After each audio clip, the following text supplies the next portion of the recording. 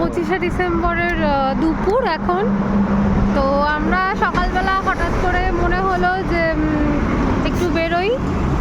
তো বেরোতে বেরোতে কোলাঘাট থেকে দীঘা এখন প্ল্যান হয়েছে। আপাতত এখন আমরা দীঘাতে আছি, এই যে আমি আর আমার হাজবেন্ড। আমরা তাড়াতাড়ি পৌঁছে যাবো।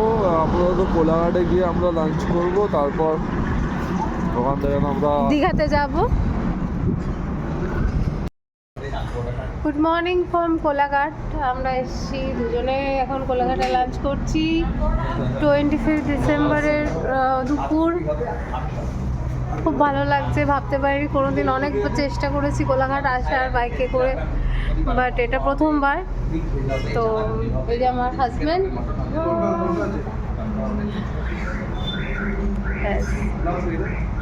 যাচ্ছি দীঘার দিকে, দেখছি। Bye, merry Christmas.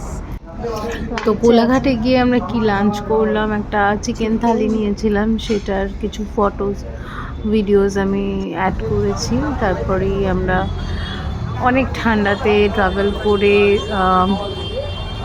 দীঘাতে পৌঁছেছি। অলমোস্ট 5 ঘন্টা মতো টাইম লেগেছে যেতে, যেহেতু প্রথমবার এতটা রাইড করছি। তো তুমি দেখতেই পাচ্ছ তোমরা যে কত সুন্দরভাবে দীঘা সেজে উঠেছিল। প্রচুর লোক, আর লাইটস, নতুন নতুন স্টল। তাতে মানে আমরা যেহেতু প্রতি বছরই 1-2বার দীঘা যাই, তো যখন দোকানগুলোর পাশ দিয়ে যাচ্ছে, মানে নতুন নতুন জিনিসপত্র, এরকম না যে একই রকম জিনিসপত্র আছে, সেটা নয়। তো সেইগুলো দেখছিলাম, প্রচুর শোপিস, প্রচুর আলো।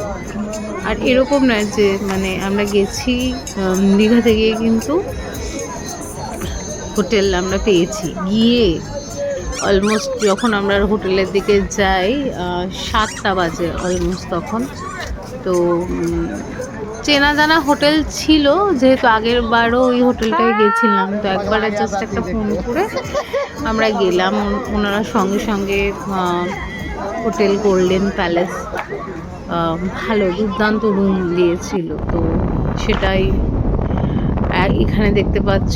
এই জাস্ট এই জায়গাটায় আমরা তখন সবে দীঘাতে উঠছি বাইকে করে। আমার হাজব্যান্ড বাইক চালাচ্ছে, you can see, and lots of people in this video.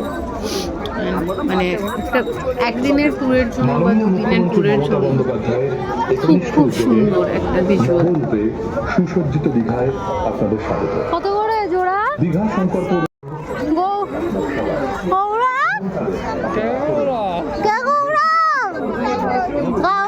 খুব মজা করছে এই জায়গাটাতে, দেখতেই পাচ্ছ। বরকে এরকম ভাবে নাম ধরে ডাকছি। তারপর পুরো দীঘাতে এত আলো। আমরা যে এত পার্ক স্ট্রিট যাই কলকাতাতে, এত ঘুরি, সেই ভাইবটা 100% তুমি দীঘাতে পাবে। যে দীঘা চলে এসছে একটা জায়গা, সেখানে আমরা যে ভাইবটা কলকাতায় থেকে পাই সেটা যেন ওখানে পাবো না, সেটা কিন্তু নয়। তবে একটাই ব্যাপার যে প্রচণ্ড ক্রাউড ছিল, তাই জন্য বিচটা অত সুন্দরভাবে আমরা মানে অন্যান্যবার যখন যাই সেইভাবে এনজয় করতে পারিনি, কিন্তু তাতে কোনো কষ্ট নেই। দু একটা ফটো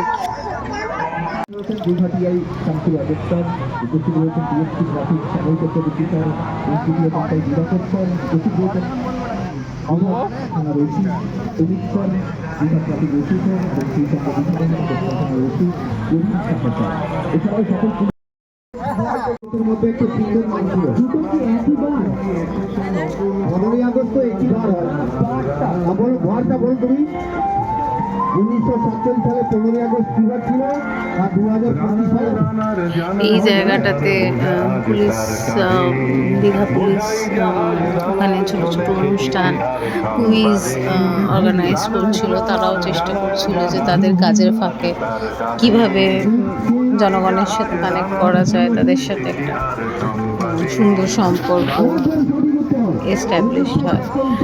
যে কোনো জায়গাতেই একটা পুলিশের বিশাল ভূমিকা থাকে সেই পুরো জিনিসটা ম্যানেজ করার জন্য।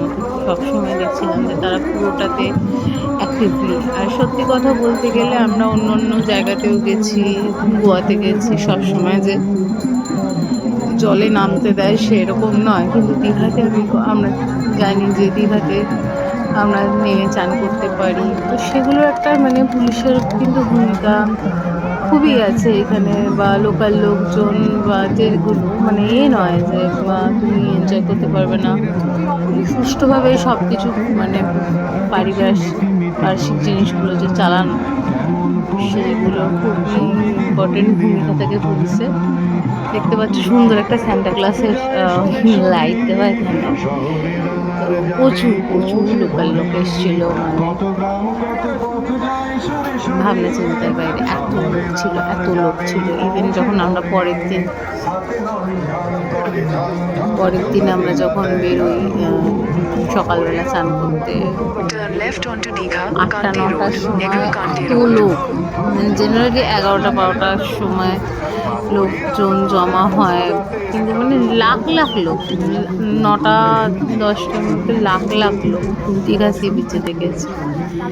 এত সুন্দর, সত্যি সব সময় যে আমাদের বাইরে যাওয়া সম্ভব হয় সেটা নয়।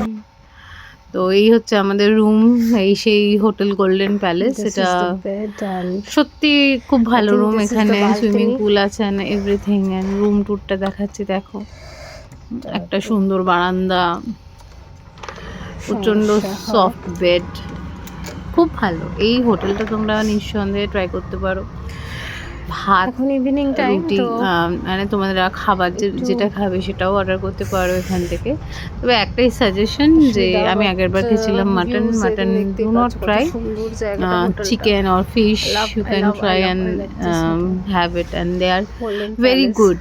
আর এদের সুইমিং পুলও আছে, সকাল 10টা থেকে সুইমিং পুলের অ্যাক্সেস দেয়। আমি অনেক রিকোয়েস্ট করে সুইমিং পুলে নেমেছি। That's all. ছোট্ট একটা ভ্লগে আমি তোমাদের সাপোর্ট চাই। হ্যাপি নিউ ইয়ার সবাইকে। জল আসছে। সবার এই বছরটা খুব ভালো কাটুক সেটা চাই। আর আমিও চাই যে আমার এই গত বছরে যা ঘটে গেছে সেইগুলোকে যাতে ভুলে একটা নতুন ভাবে আমরা এগোতে পারি, তার জন্য চেষ্টা।